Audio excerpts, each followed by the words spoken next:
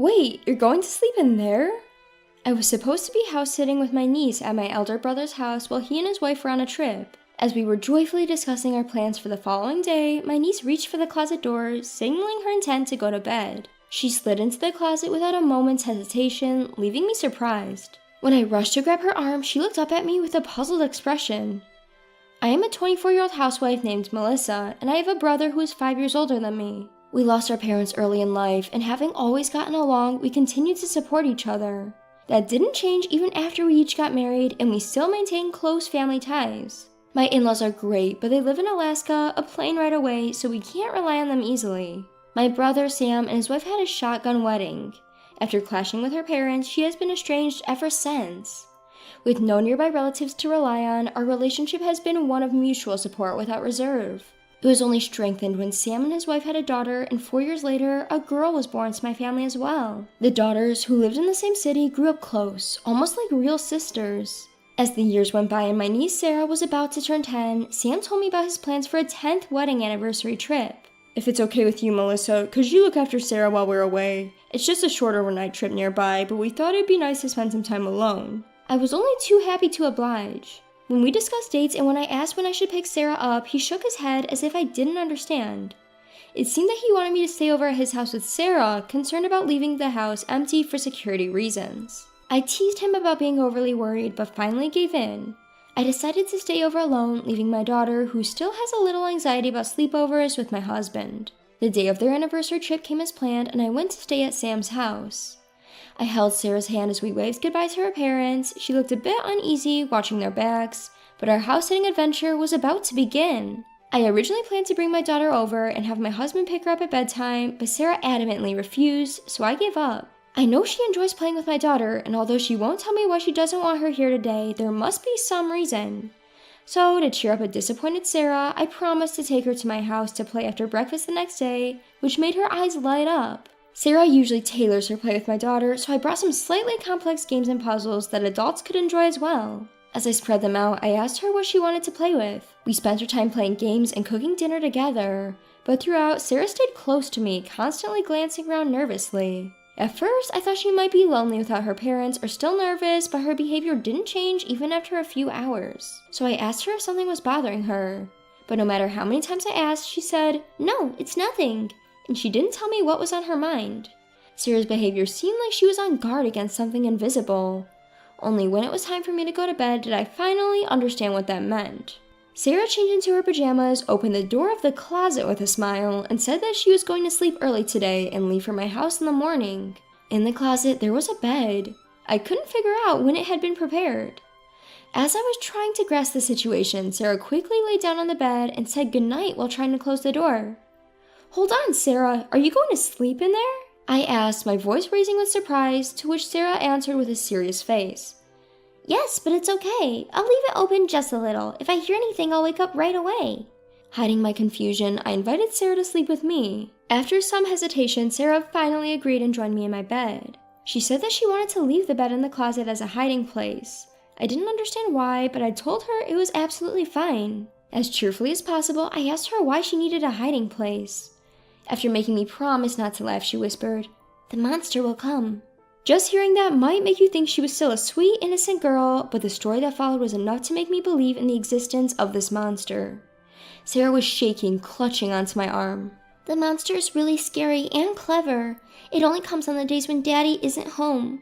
If the monster comes, Mommy has to fight it off, and I mustn't leave the closet until she does.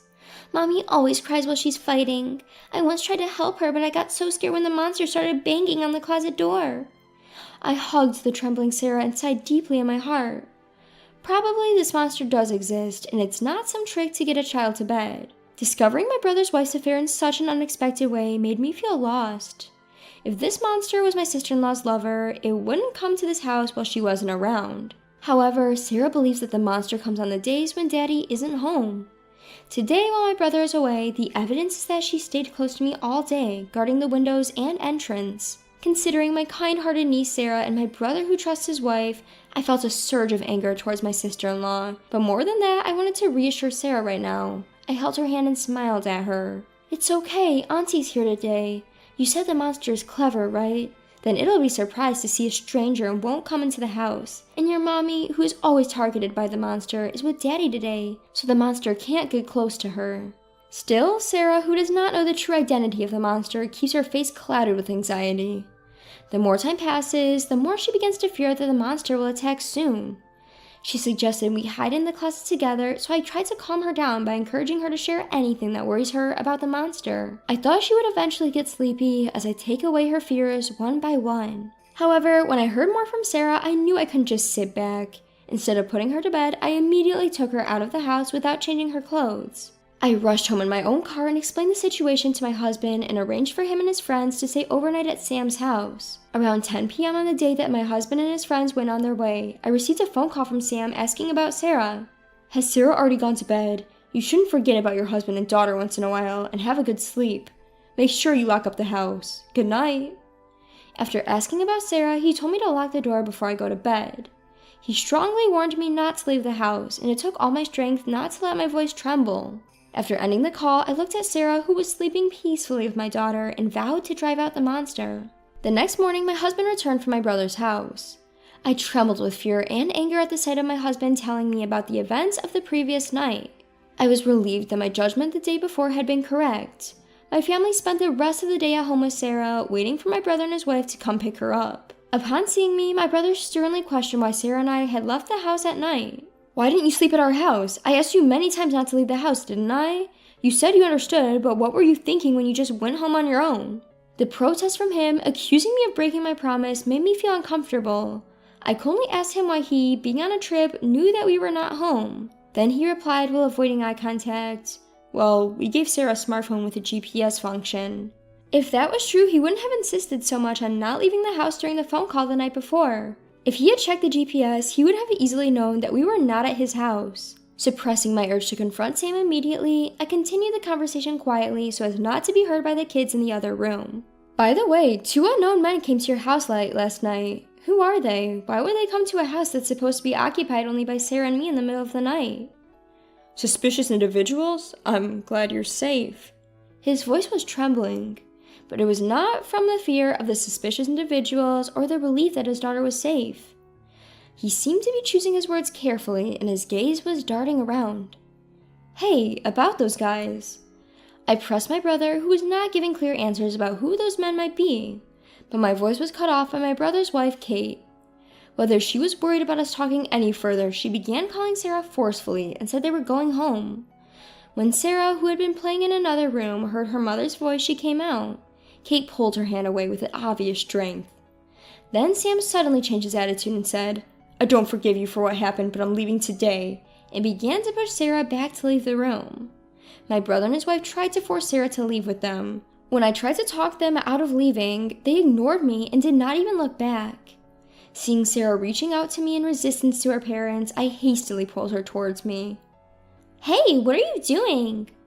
Caught off guard, Kate let go of Sarah's hand and cried out, but I shielded Sarah behind me, putting some distance between us and the couple. They spouted aggressive words, attempting to reclaim their daughter, and stormed towards us in a rage. My husband and I managed to force them out of the room, asserting that we would never allow them to take Sarah away.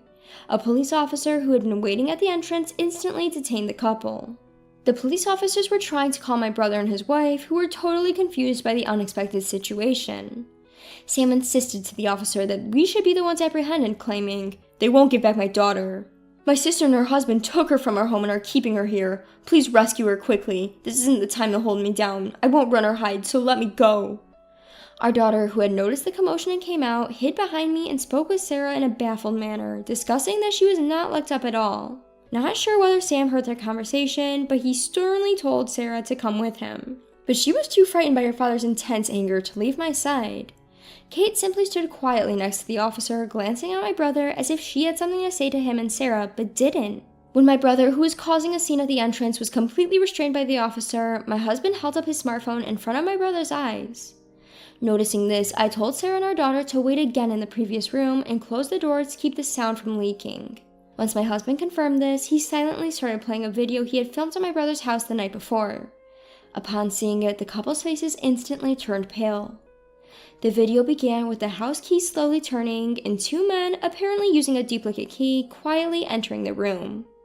The men, in a good mood from their appearance, greeted my husband and his friends, mentioning my brother's name. "You guys are guests too, huh?" they said.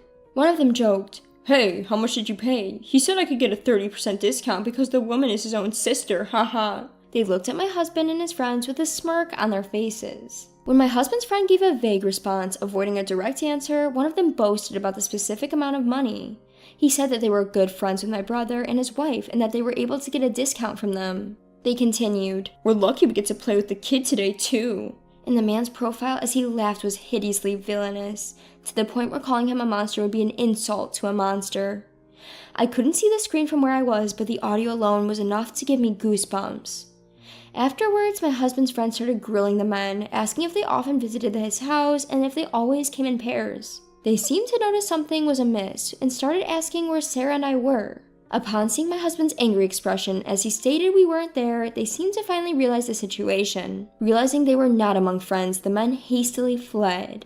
It was unclear whether they hadn't noticed my husband's recording until the end or if they had intentionally not disclosed it. It seems like my brother, who is supposed to be a close friend of them, has never heard of the video before. He is trembling. He desperately insisted he knew nothing and was being framed. Until I watched the video, I thought my brother was innocent and that my sister-in-law had planned everything. But there's clear evidence in the video that my brother Sam handed over to me and little Sarah. No one was convinced by him pretending to know nothing, and he was taken away by the police. Kate was pretending to have no involvement, but the officers who had previously heard from Sarah had many questions for her, so they requested her to come along, and thus Sam and Kate were both taken into custody. Later, during the police investigation, Sam and Kate confessed everything and were arrested on the spot. Apparently, Kate used to invite men over to her house on the nights when Sam was working and received money. Once she realized there was a particular demand for children, she took advantage of Sarah, making sure not to violate the law. To help her mother, who was being bullied by some nasty people, innocent Sarah did as she was told and posed for photos. These were mere pictures of a child with no suggestive connotations whatsoever. Kate would take these innocent photos with a disposable camera, have them developed, and then show them to her clients, instigating a kind of bidding war. Moreover, she would only lend out the photos, never selling them. As much as I despised her for this, if that was all there was to it, it should have ended as a matter of no concern to my husband and me. When Sam noticed Kate's business, he didn't scold her or try to protect their daughter. Instead, he started to gather men who would become their clients. He figured that if he increased the number of employees, the revenue would also increase. With this simple logic, he decided to involve me in his business. Of course I would never agree to this if he simply asked. So he came up with a plan to force me to work and use photos from the scene as a continued threat. Thus, they carefully picked a day when the neighbors were not around and locked me and Sarah in their house. Then they exchanged their house key for a large sum of money and left on a vacation to prove they had nothing to do with what was happening. What Sam and Kate didn't foresee was Sarah, who used to obey Kate's every word, revealed the situation to protect me. Sarah didn't understand most of the conversations happening at home, but she knew that the nasty people were targeting us. She confided in me, and that's when the hellish situation in Sam's house was exposed. That night, after learning about Sarah's situation, I asked my husband to capture the nasty people's activities on camera. Their unguarded information spill helped the police to act immediately after I reported them. At the same time, I made a report to the Child Welfare Services to ensure Sarah's safety. We informed the police about Sam and Kate coming to our house and had them arrested, finally protecting Sarah from the two of them. My brother and sister-in-law, who were arrested on severe charges such as violations of child welfare laws and the laws to prevent prostitution, did not escape imprisonment despite being first-time offenders. The pictures of the child that had been taken and stored over several years were deemed particularly egregious. Once an image is leaked on the internet, it can never be removed completely. I was chilled to the bone when the police told us this, but luckily, because Kate hadn't digitized the photos of Sarah or sold them and had kept them securely stored, we were able to prevent any leaks. I don't understand how my once kind and reliable brother Sam could turn into such a horrific person. We had been helping each other out normally up until then, and it scares me that we had no idea he had become so twisted. Anyway, I hope they will face the reality of what they had done. After the arrest of Sam and Kate, the monsters who were likewise questioned by the police later seemed to argue that they were innocent since it was just an attempted crime. However, the fact that someone's child's photograph was found in their house and that they seemed to be involved in some kind of other crimes confessed by Sam and Kate during the investigation led to their arrest on multiple charges as well. After dealing with the monsters and their associates lurking around us, we then inquired at the Child Protective Services about what would happen with Sarah. With both her parents arrested and no one to care for her, it was decided that Sarah would be taken away from her parents, who were absolutely unfit as guardians. That was a relief, but Sam and I don't have parents, and my sister-in-law's family has cut all ties. We learned that if we can't find someone who's willing to take her in after reaching out to the family of my sister-in-law, she would have to go to a foster care facility. After consulting with my husband, we decided to adopt Sarah. She was, after all, a person I owed a lot to, and I didn't want to part ways with Sarah, whom I adore as if she were my own daughter. Luckily, my husband agreed, and we took this opportunity to move to the countryside where my in-laws live. My daughter was excited to spend more weekends with her beloved grandparents and was overjoyed that her wish for an older sister came true with the arrival of Sarah, whom she adores. Finally freed from her parents, Sarah, with her remarkable adaptability as a child, is already getting used to her new environment as an older sister and is starting to live a peaceful and happy life.